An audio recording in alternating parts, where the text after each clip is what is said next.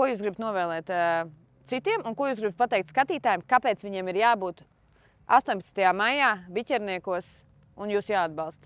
Būs iespējīgi braucēji no dažādām valstīm, būs iespējīgi tandēmi, daudz dūmi.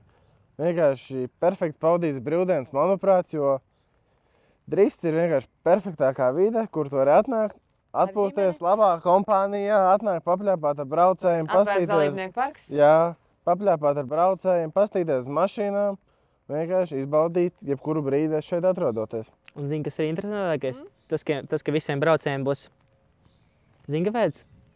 Nu? Tāpēc, kad ir cīņa par wildcardu. Jā, jo starp citu, tā tad īstenībā jums nevis pat ir jābrauc labi, lai nopelnītu, bet jūs varat uzvarēt tikai atklāšanā un jūs jau dabūsiet wildcardu. Bet man liekas, actions būs tik ļoti nenormāls. Pasties uz Igauniem, pasties uz Leišiem, kā viņi trenējās. Viņi brauc Pastieties uz sevi? Viņi brauc anormāli labi, tāpēc es domāju, ka tur vienkārši tāds actions ies vaļā, ka nu tikai.